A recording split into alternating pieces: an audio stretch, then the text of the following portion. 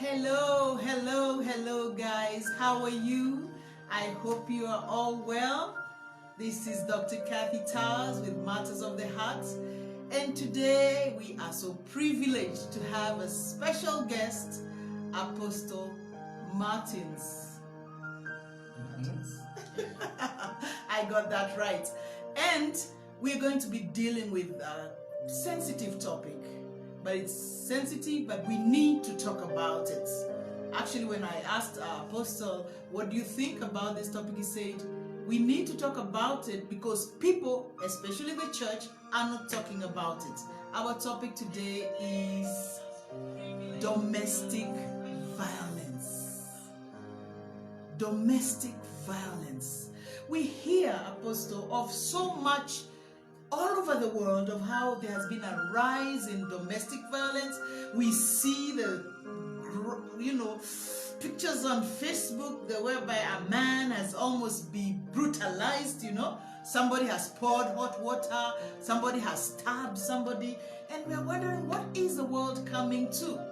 So that is what we have for you, and we are hoping that as we talk about it, there'll be healing, there'll be solution, and God is going to bring about a new beginning for those who are experiencing domestic violence and for those who know somebody who has experienced domestic violence.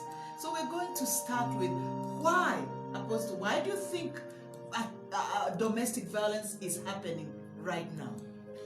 But before, I'm sorry. What is domestic violence? Because we are talking about domestic. What is domestic violence? Let's start from there, sir. Yes. Yeah, domestic violence is the abuse of privileges and rights of an individual in a family setting or in a relationship. Okay. Usually, it is called domestic because the perpetrators of this violation are close family members or family friends or associates that probably you have known for a very long time. There are people you trusted, there are people you believe in, there are people you see day in, day out. So that is why it is called domestic violence. So domestic violence is the abuse of your privileges and rights. Okay, what we see right now is that is bothering the world is the physical violence. Yes. But in the whole world that is happening. But there is the domestic violence that is happening in the Christian homes. Exactly. That are not necessarily physical attack, but they are emotional violation of the rights of the spouses. Yes. So these are the things we want to talk about.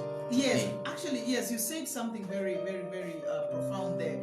That this domestic violence, sometimes it's not just physical. Yes. We have emotional violence, we have physical violence, and we have psychological violence. And all these things are happening. And the most saddening thing is that it's not strangers, as the word domestic, as you rightfully say. It's not strangers who are abusing, who are violating somebody's right. It is a husband, a wife, a brother, a sister, a relative, somebody we are supposed to trust. And that is where really the whole thing is a little bit saddening. So why domestic violence, Apostle? Why do you think people resort to violence? Okay, there are various reasons, but I want to put them under three categories. Yes. There is the spiritual dimension of it. There is the mental health dimension of it. Yes. And there is the I am in charge dimension of it. Yes. People who abuse their partners or family members are people who want to control. People want to control. They want to exert their authority, and the only way they feel they can do that is by violating your rights as an individual. They want to control what you do, what you say. They feel so satisfied by being controlling over you. Yeah, that is basically the first cause of domestic violence. The other one is spiritual. Sometimes, not even sometimes, most of the time, the devil loves to upset the balance of the family. Yeah, that's right. The devil knows that once the family is functioning, then it's in trouble. So he wants to upset the balance of the family. If he cannot get you through this means, he gets you through the other means. So he brings one of the partners into the place of domestically violating the right of the other. Yeah, and the third one is mental health issue. Now, because of a lot of bottled up tension and problems, particularly for men, one of the reasons why men violate their partners is because men have a lot of tension that they never talk about. So when it gathers to a point, what happens is they begin to express their frustration by hurting the one that is closer to them. Those are the causes of domestic violence. But basically, it is because an individual feels he has the right to be in charge. And he wants to make you feel less valuable, and then he exerts his power on you and violates you. And so that is to say, especially for that point that you put across about men need to learn to talk. True. Men need to learn to share with their wives, with their partners, what they're going through. Because it's not very healthy to keep those things inside. It's not healthy because it will cause other things like now domestic violence. And so men need to learn to talk about what they are feeling. But let me ask you something, Apostle. Why do men find it so difficult to talk? It's ego. It's ego. Men are egocentric in nature. Okay, that does not mean that is how God created us. Okay. But I think nature finds its way into us. And that is why in redemption, you should give the totality of yourself to God. You see, men find it difficult to talk because of ego. Men are egocentric. Men think that when they express any sign of weakness or frustration, that makes them weak. They think that makes them to lose their value. No, a great man talks about their fears. Yes, that's right. Great man talks about their fear. Great people admit when they are wrong. Exactly. Great people admit when they are scared. To be scared does not mean you are weak. You are weak. You are just telling the people around you there is a danger knocking around. It doesn't mean you have lost your masculinity. That is not what it means. It only means that you are a man who knows what you are doing and you are able to carry your family along. Because in life, none of us is independent. We are all interdependent of one another. That's true. So men should learn how to talk. Why do our women live longer than we do? Because our women express their frustration in many ways. Yes, that's true. The woman will cry. The woman will talk to friends. The woman will even talk sometimes maybe to who they are not supposed to talk to. Even to total strangers. Total strangers. Exactly. Why? Because the woman just want to free themselves of that burden. That is the problem with men. Rather than men talking about their crisis, they drink it out. Alcohol will not take away the pain you feel. When you drink yourself to stupor, by the time you wake up with migraine headache, your problem that you are drinking to go will be the first thing to welcome you back to reality. That's true. Yeah, so it's very, very important for men to learn how to talk. Okay, that means we are assuming that men are the abusers. Not really. Apostle, wait. What about all these pictures we have seen whereby men have been brutalized? Backs, front, everywhere, even private parts have been destroyed by a woman. So what can you say? Because you say the reason why domestic violence happens when a man is the one who's the violator is because they don't talk. What about the women who are brutalizing and being violent towards their spouses? It's what can you still say? the same answer. Abuse does not start overnight. It starts gradually. Men do not talk about what they face in their marriages. And that is why their women gain more strength and power to abuse them. Think of it this way. If you work with a mate who you have seen how he or she relates with the wife, and then your wife yesterday brutalized you, and then you have bruises on your arm, and then you get to work and they ask you what happened. You are likely to tell them you slammed that arm against the door. In fact, that was the next point we are going to talk about. You are not going to tell anyone that oh, it was my wife who gave me a knock. You know, because once you mention it, that is my wife who gave me a knock, people can laugh you to scorn. But sometimes it's good to feel scorned and to stay alive. The problem with men that are in abusive relationship is because they do not talk. Or maybe they do not know who to talk to. But I can tell you there are multiple avenues where a man can pour out their pain. If you keep quiet, you will die in your silence. Yes, yes. I know men have been brutalized in this nation and in the nations of the world. Yes, we've been actually seeing it all over.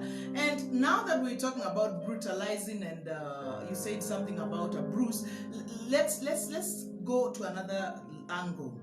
How do you tell somebody is in abusive relationship? How do you tell somebody has had abuse, been abused, or is in a physically or abusive relationship or marriage? What are the signs that you can tell this lady that bruise she's talking about? No. Okay. For either a lady or a man, yes, the first indication that somebody might be suffering from abuse in relationship is their glow will disappear. Their glow will disappear. Somebody who is always excited, maybe quiet or either introverted or extroverted, they are very much full of life, yes, going about their duties. Yes. The moment you begin to notice someone around you is withdrawn, and you begin to take note that the spark in their eyes is no longer there. They are no longer lively. That is one sign or an indication that an individual is probably suffering from abuse in their relationship. The second thing is such a person becomes easily irritated. Such a person becomes easily irritated. If the person is working with you, they are prone to mistakes. Yes. They are prone to mistakes. Those are the signs. Yes. Another thing is you discover that these people will be always lost in thought.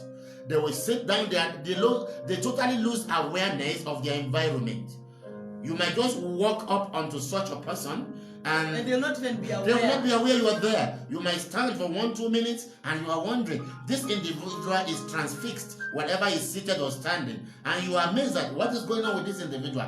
By the time you tap them to reality, you see them go into panic attack. Yes. Because they are always on the defensive mode, because they are used to it. Yes. They are used to it. That is very true. And also physically, you'll have bruises. Unexplainable bruises. For the women, sometimes you can be able to put makeup and it will be hiding it, but sometimes it's not possible. So you'll see the bruises, or even sometimes, as you rightfully said, the glow. Somebody loses the spirit inside. Maybe the person was an extrovert and they become so disillusioned. They lose their mojo, as we would put it. They lose their drive in life. You find that somebody who was so happy, so lively, is no longer that way. So friends out there, you have those people right in your midst. They could even be in your church. A woman who's going through violence, domestic violence, and maybe you don't know. So these are the signs. We need to be our brother's keeper. Like, for example, there's a time that I went to a certain occasion, and this lady, she was having a shawl, and somehow the shawl, passed, and I noticed a scar there. And so my friend asked her, "Oh, what happened?" And she said, "The door hit me." But the way she said the door hit her, I knew at once that that was not just a door. There was something happening. And so we need to be on the lookout. Now, I'm not saying that every scar, every sign, every bruise will be for domestic violence. But I'm just saying, let's be sensitive so that we can be our brother's keeper. Now, Apostle, I want us now to go to, as you said, abuse doesn't just happen. So what are the signs to know an abusive spouse?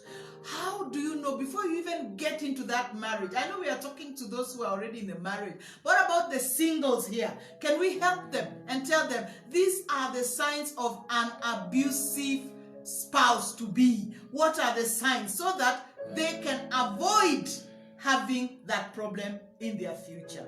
Okay, like I said initially, abuse does not happen from the blues. It's something that is there. And you see, anyone who abuses you today has the tendency to do that from before you met them.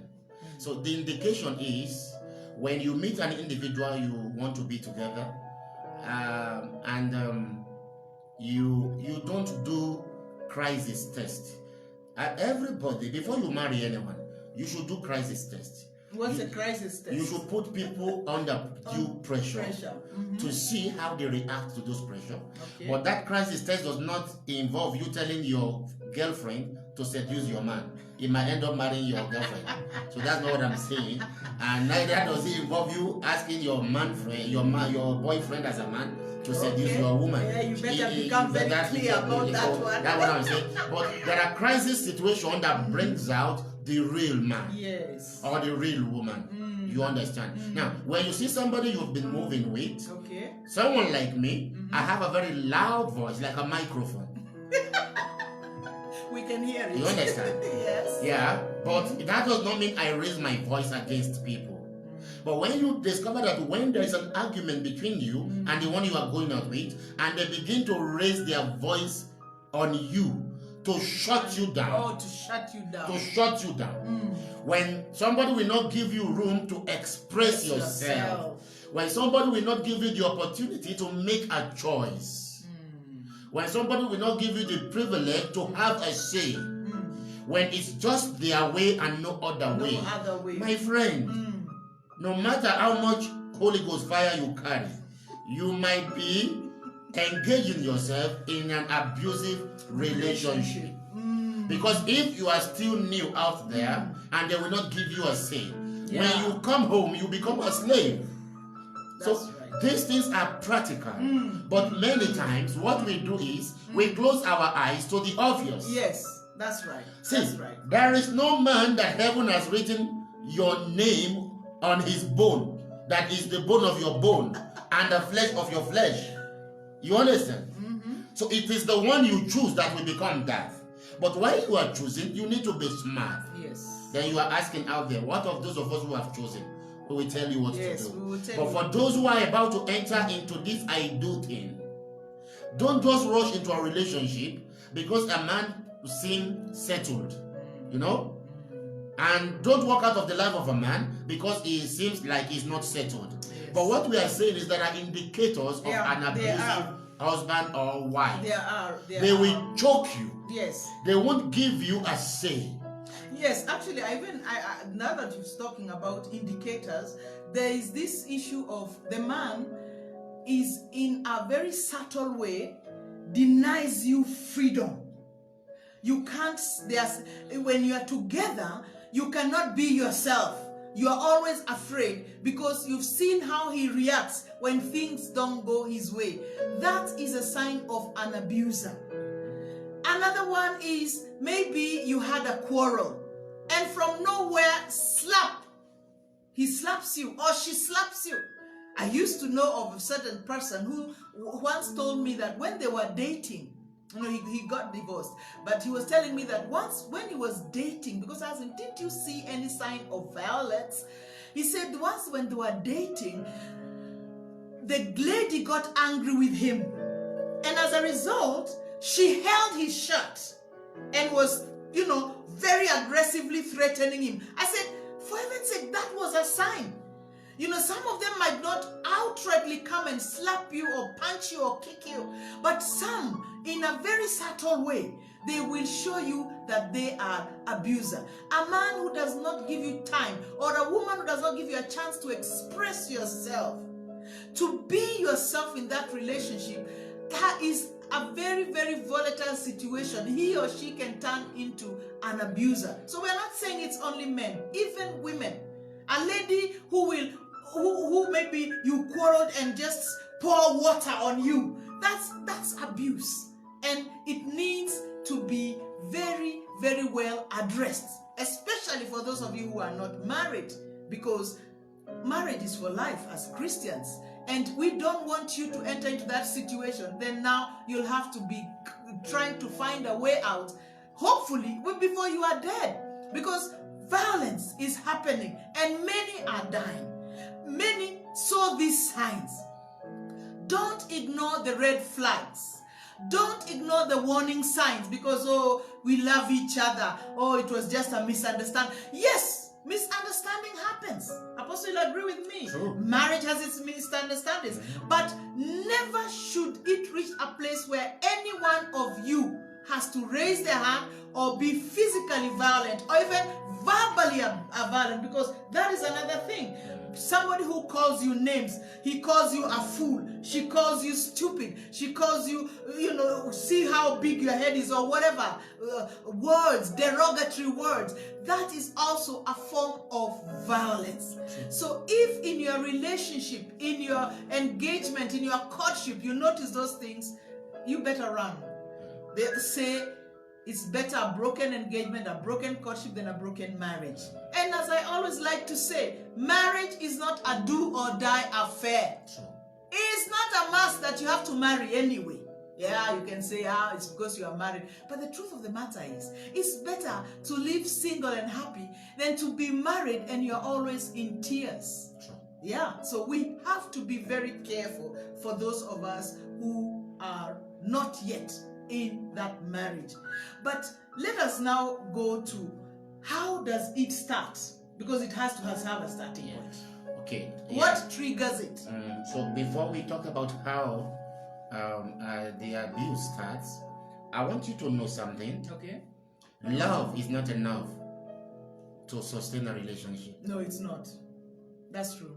Many of us have been disillusioned, and also what many of you call love is infatuation and total what I call shadow of what true love is about. Many of us have not experienced what true love is because you have not even loved yourself. The Bible says, love your neighbor as yourself. Many of us out there, we don't even love ourselves. And if you have never practiced love with you, you can't practice love with anyone. Because, let me interrupt you, Apostle, because if you love yourself, there are some things you'll never allow anybody to do to yourself. True. And take note, or write it down and place it by your bedside. Yes. There are some things you will never allow anybody to do to you. True. Because you love yourself. Loving yourself, we are not talking about selfishness. We're not talking about being egoistic, that it's only you and about you. We're talking about knowing your value, knowing who you are as the Bible says, and respecting yourself and setting boundaries that you say, this and this I cannot allow, this and this I cannot allow.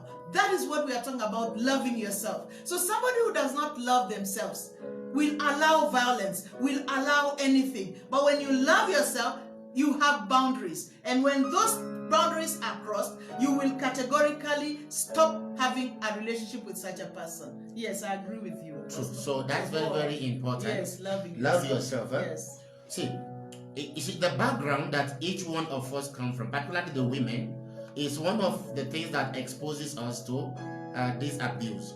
Some of the women run away from home, as it were, just to find comfort and peace. Yes, because there's too much pressure at home. Yeah, or maybe the parents are too strict. At the end of the day, we say you get out of the frying pan into the fire, the naked fire. You understand? See, you are too precious. Yeah. And you have only one life. There's only one life to live. You are not coming back here to live again. Like she said, she's married. You understand? Yes. Marriage is not do or die. No, it's not. See, marriage is two people making a choice to stay together under certain conditions. I like that.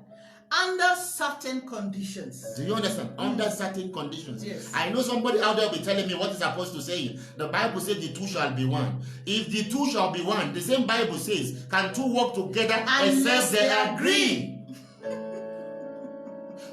Permit me, don't be stupid and engage yourself with a man or a woman that will dehumanize you. Yeah, all in the name of love or marriage. Or demean you, destroy you. Listen, she said something. A broken courtship is better than a broken marriage. Do you know the reason why? When you get out of a broken, violent marriage, even your life is broken. Yeah, that's true. It takes a long time for you to find the pieces of your life together.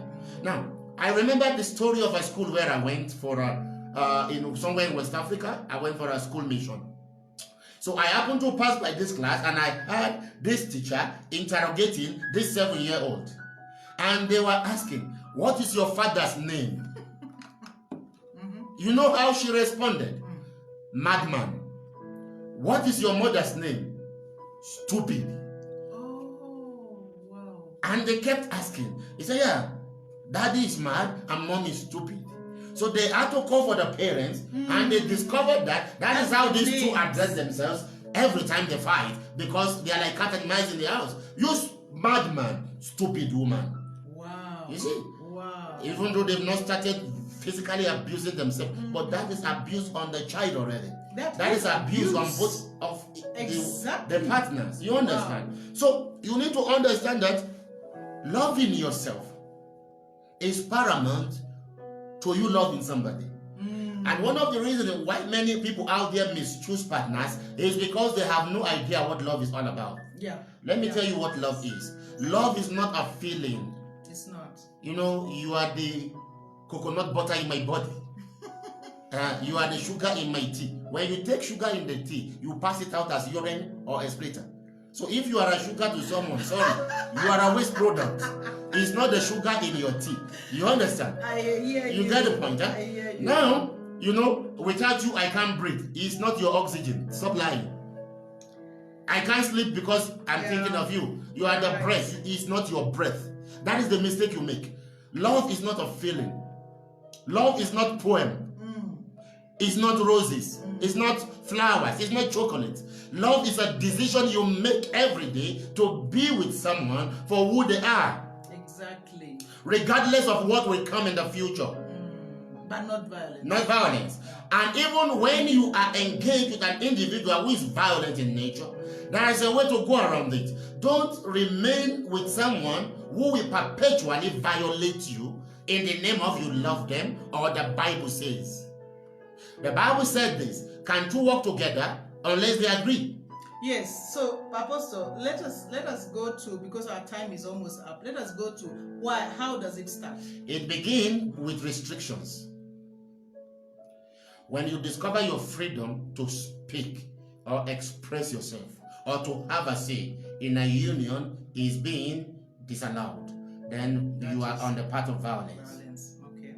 When you discover that no matter what happens, anytime you make a suggestion, it becomes like it is not acceptable. Anytime you bring your idea on the table, it is not accepted. Even if that is the right thing and it is not accepted, the family will have to suffer rather than your opinion count.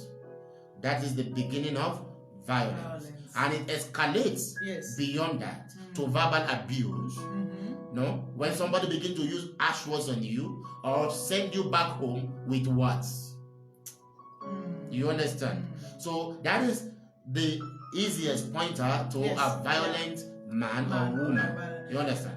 Yeah. Now, Apostle, as I said when we were starting, it has increased. We always knew the violence was there. But this COVID, during this COVID season, it's like there's an escalation. I was even looking at the statistics and they say that it has really increased, both for both genders. Why do you think during this COVID period, it has escalated? The violence has become something else, and it's not only in Africa, all over the world. What do you think has become like a catalyst? What is making it become on the increase like that? Simple. The demon you refuse to tame will tame you. Violence has not increased because COVID came. COVID has only exposed the rate of violence that we have decided to ignore. The man violating the woman and the woman violating the man, they have always been together.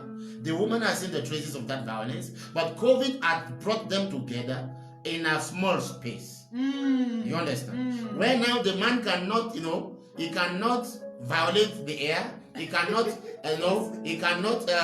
He doesn't even have a place. He doesn't have a place to go. Yes. So he has to be with you. So you remain his punching bag.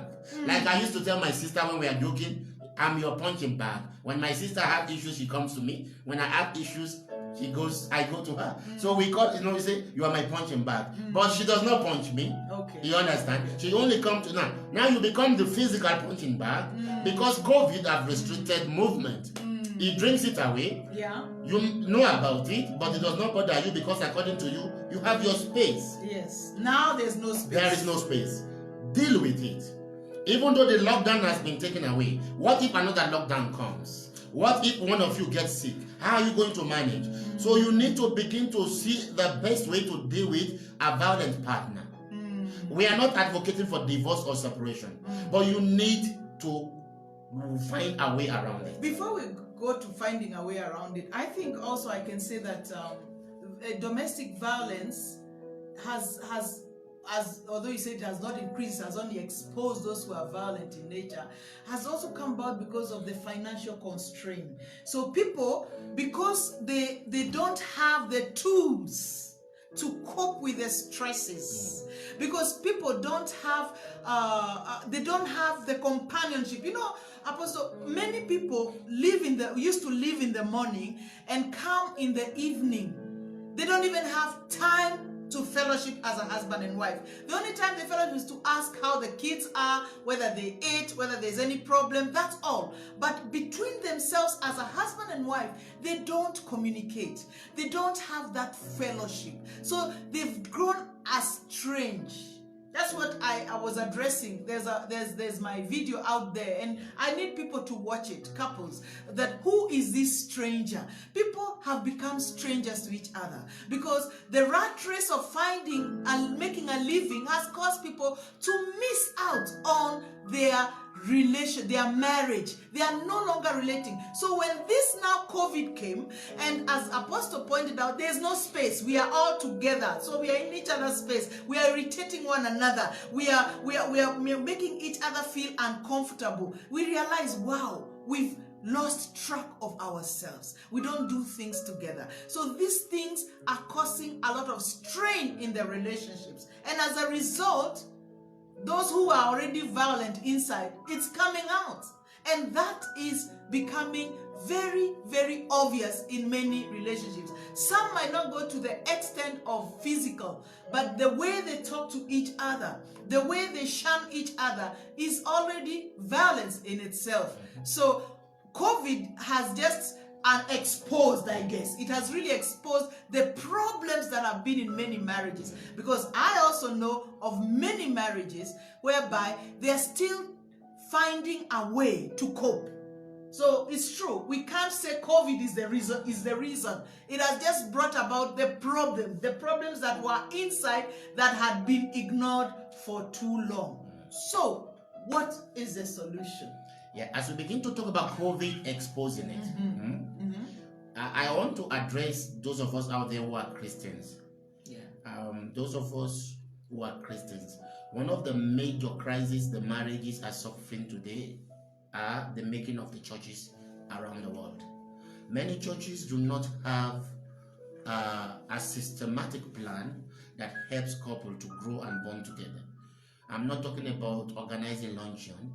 There are no programs that are tailored towards helping couples to cope with difficult times. Yes. I remember several months before COVID came, I started preaching to my church, talking to them about the power of planning, the power of purpose.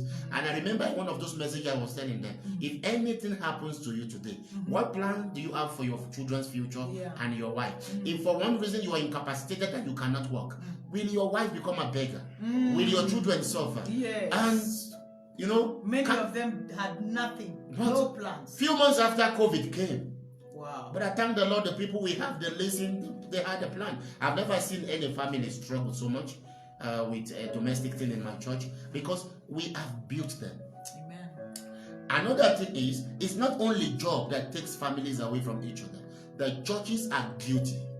Wow, that's a The churches are guilty. nice one. You Yes. cannot take people out of their home 5 a.m. in the morning glory, lunch hour service, revival in the evening, Monday to Friday, Saturday leaders meeting and choir practice, Kesha on Fridays, women meetings. On Sunday, you hold a service from 6 a.m. to 7 p.m.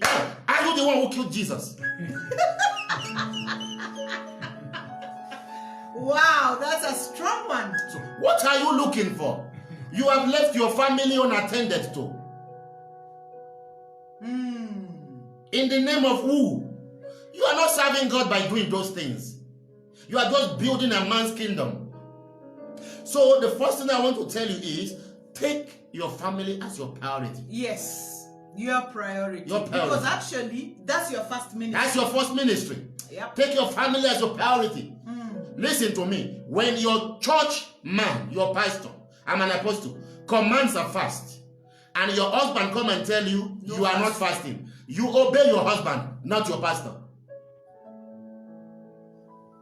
When you make a vow and say, I'm giving God 20 million, and your husband come and say, no way, you are not doing that, that vow is cancelled. Yeah, actually, it's even a woman should consult. And the husband should consult. Yeah, because God will not hold it against you as a woman. You understand? So these are the things we should understand. And I have seen churches whereby they appoint the man into offices, they don't care about the wife and the children. Yeah. Or they appoint the wife into offices, they don't care about the husband and the children. The church take action. Repent of your evil. I'm a pastor, I run a church. I'm part of the evil, but I'm praying that God will help us. We practically are breaking homes by the kind of programs we are rolling out. We only talk about the kingdom project that is actually not kingdom project. We talk about the pastor's vision, which is good. It's good for everyone to have a vision. We talk about building projects. We talk about evangelistic outreaches. The mission field of the families in your church are unreached. Reach out to them first. Reach out to them first. When you do that, you will discover there is a lot of abuse going on in your church. You may not be aware. Men abusing their wife, wives abusing their men. But they come to church in same attire and they smile. Like she said, they have what we call foundation on the face of the woman. So you wouldn't know. You wouldn't know what is going on. They smile at each other, and the guy, knuckles the wife and say, smile. You know what waits for you at home. Wow. So how do you overcome this domestic violence? The most scared one of it is the ability for you to open up. Yes. That is what people talk to someone. Find someone to talk to.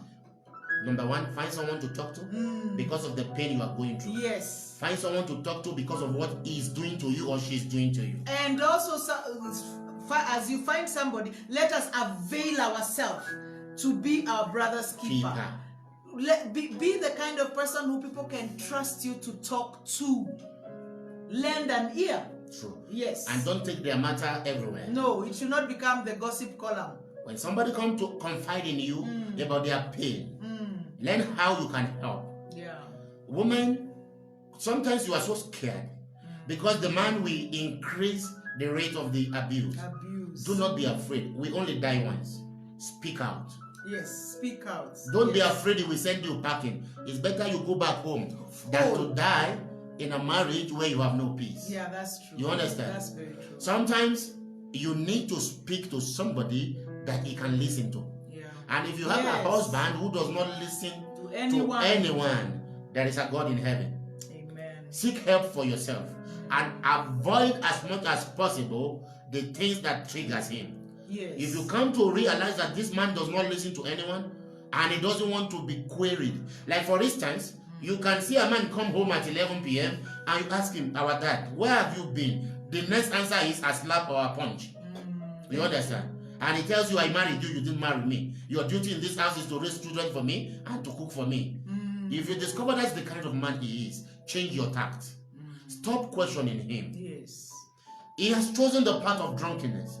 You are going to be lonely for a while. He has probably chosen the wayward way of humanizing. Confronting him is not going to help you. No, it's not going to help. Go on your knees and ask God to give you way out. Right. You understand? Yes. Pray about it. Then gather around you women. Now listen. Do not make friends with women who are broken as you or more broken than you. That is true. Don't make friends with they won't help because you are both blind. You will lead each other into the ditch. So don't make friends with women who are broken as you or more broken than you, whereby in the city of the blind you are the one-eyed woman who is their king. Make friends with people who are far above you, people who have things going for them. My pastor used to say this: there is no marriage that is working. Everyone in the union makes it work. That's true. You understand? Everyone in the union makes it work. So identify people who are having it going for them, as it were. Listen to their concern. Let them be your encouragement. Can I tell you something? Whatever you see so frequently becomes your focus. And whatever becomes your focus becomes your vision. And whatever becomes your vision becomes your mission. And whatever becomes your mission becomes your accomplishment. If the people in focus to you are as broken as you, your home will keep sinking. Because there will be no hope for you. All you hear is, Baba, this has done this. Then you call men dogs, you call men evil. You see, even the word you speak has a way of affecting you. You understand? Yeah. So prayer is the key. Yes. Then speak out. Speak out. Yes. That's right. Speak out. Speak out. And then if you are in a church whereby your pastor, listen to me, I repeat, if you are in a church where your pastor does not have time for someone like you, then you don't belong in that church. And I will advise you, when you have marital problems, rather than approaching your pastor, approach his wife. That's right. Because your man and the pastor are men. Sometimes the pastors themselves are worse than the husband you are running away from. Yeah. You understand? It has happened before. You understand? So he might not even understand why you are complaining. Yeah, he might not see the need. Yeah. So talk to the woman. He will begin telling you are not submissive. Talk to the woman who understands the feeling of abuse. Because some of us as pastors, we also abuse our wives. Yes, that's for those who are married. That's very true. We may not beat them, you understand? Yes. They may not beat them, but psychologically, you silence her. Maybe she comes and tell you, I think you are too close to A, B, C, D. Then he comes to ask you, that is my mission, that is my ministry. I was in this ministry before I met you. You know, that is abuse. Because your concern means nothing to that individual. Yeah. So talk to the woman, pastor. Yes. It helps. Because she's somebody who feels your pain because she's a woman. So those are the things you need to do. And you may need to join a counseling club. Yes. Not the one that teaches you that marriage is evil, but the one that teaches you that every difficulties lead us to a better place in life, where they can strengthen you with advice. You understand? So that is very, very important. Do not keep quiet. Do not keep quiet. And I'd also like to add, for those who are not in the abusive, we are outside, we need to learn to know the signs of somebody who's being abused, so that they will not die in their pain, so that they will not die alone. Get to know the signs. And when you get to know the signs, when you notice such signs, try to be close to that person as much as you can, or even start praying for them. And also, don't be the kind of person who goes minding other people's business, but don't ignore domestic violence. Maybe you hear your neighbor, they're always shouting and doing, and the wife, screaming. Don't ignore it, because maybe the next time you'll hear that shout and you ignore it will be the last time you'll hear that shout. True. Don't say that it's not my business. Let us be our brother's keepers. Let us be the kind of person who will rescue women who are in domestic violence, men who are also in domestic violence. As Apostle said, people need to talk.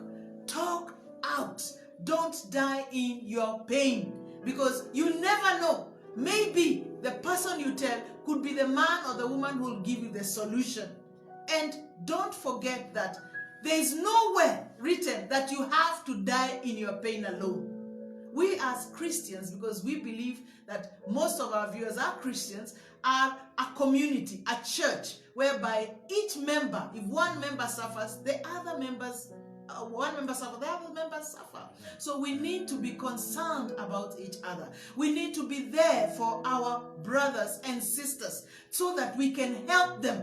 We can help them. And especially in these difficult times, whereby people are having financial challenge. The economy has become very, very challenging. We need to reach out. Let us not just be only ourselves and our families. There are people who are suffering. There are people who are out there who need us. Even if it's not finances, maybe just talking to somebody. So when you discover that somebody might be going through an abusive relationship, it is up to us as brethren, as Christians, to be there for them. Now, I know many people are not very willing to talk about it. So if somebody is not willing, you could also be their prayer partner. You could be praying for them silently and praying that they will have the courage to speak up, or they'll have the courage to walk out. Because I want to say this as we are almost finishing. there is no way anybody should stay in an abusive marriage, because you have a destiny to fulfill. You have a purpose of which God has created you.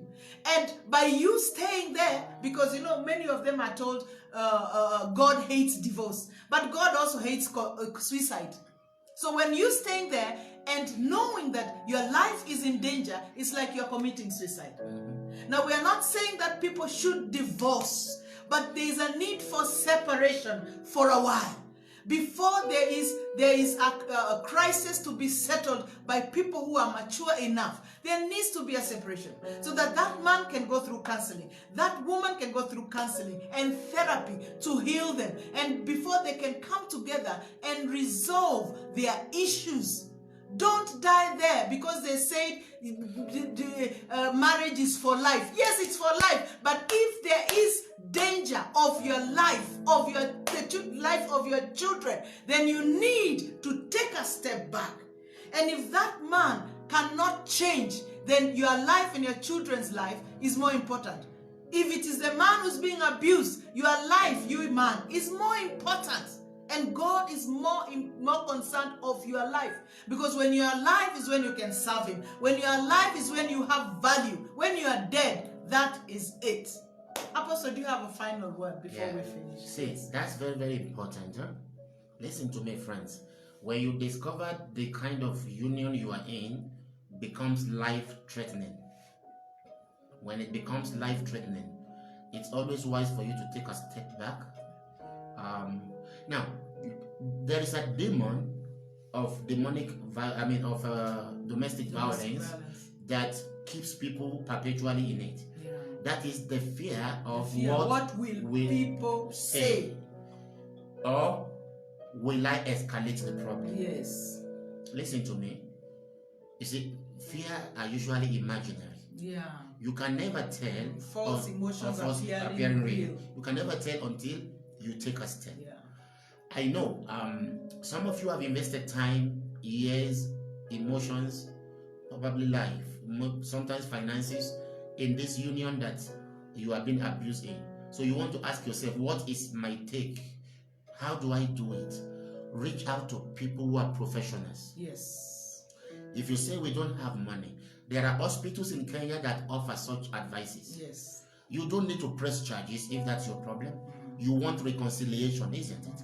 The first thing you need is, until you get your mental state balanced, yes, you cannot even run a home.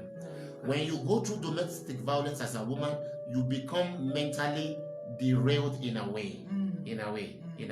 So what you need to understand is, you need to first seek help for you to be able to recover yourself. What domestic violence does to you is, it robs you of your self-dignity. It robs you of your self-dignity. That's true. It erodes your self-confidence and destroys your personality within. You are dead within you. It makes you feel inadequate. It makes you feel maybe something is wrong with you. That's not true. You understand? Yeah, nothing is wrong. That's not true. There's nothing wrong with you. You're just a victim. You are a victim. You understand? So you need to seek professional counseling, seek spiritual counseling, seek family intervention. Yes. You understand? Yes. Seek family intervention. Don't die alone. Don't die alone. There are many of you suffering today. Your families are not aware of what you are not going even through. aware. And sometimes they are threatened. Yeah. But you need to step up. Refuse to be threatened. Refuse to be threatened. Speak out. In fact, they are bullies. Yeah. Most people who are doing that, they are bullies. Speak out. Whether you are a man or you are a woman, speak out. Talk to family members. Yes. Talk to professionals. You may not have money to go see a therapist. Go to the hospital. Talk about what you have gone through. There are people, there, counselors, 24 hours, yes, who are ready to help you out. Look for pastors who are spiritually filled. Yes. Pastors who are shepherds in their hearts. Talk to them. Then look at family level. Look at family members who can be of help to you. Yes. And unfortunately, I know there are some people who practically have no family, even though they have family. But the family of the Church of God is yours. There. Explore the church. Explore the church. Look at a mature man, a mature mama in your church where you can talk to. And if it becomes impossible for you to find somebody, reach out to us. We are there. You can talk to doctor. Yes. Yeah. Yes. After this broadcast, I'm going to give you the numbers where you can reach us. Please. You can talk to us. We can be of help to you. Yes. And if you are willing to press charges because you have been so brutalized, talk to us. We'll show you which way to go about it. That's you press the charges in a way that it will be amicable. You understand? Yes. Our desire is that every home we find peace and be reunited. Yes. That's our desire. We do not advocate for divorce. We do not advocate for separation. But when it's a matter of life and death, when the situation is life-threatening, you may need to take a retreat. Remember, it takes a woman who is alive to be a wife. It takes a man who is alive to be a husband. Very, very important. Yes. I pray that today the Lord will help you. I hope you have received one or two insights from this discussion. You can reach out to us. Give them your number. Yes, my numbers are there. If you go to Dr. Kathy Tars Ministry, you'll see my numbers there. And also you can go to our channel, YouTube channel. We have some videos there on advice. You can reach out to us, like our page, and we will get back to you. You can send me a private message and I will get back to you, because we are here for this purpose, to make people fulfill destinies, to help broken homes be restored, and to bring lives back where they are supposed to be, because that is why Christ died for you. I pray for somebody who's watching, that God will have mercy on you. If you're in that situation, or you know somebody who's in that situation, I pray that there will come a restoration, and that pain, God will heal you of it, and He will give you a solution, because He is a solution giver. So for us here, we say thank you very much. Thank you very much, Apostle, for being here with us. And we know that God had a reason why you are watching us. So until next time, here at Matters of the Heart, we say God bless you and shalom. God bless you. Kwaheri. Kwaheri.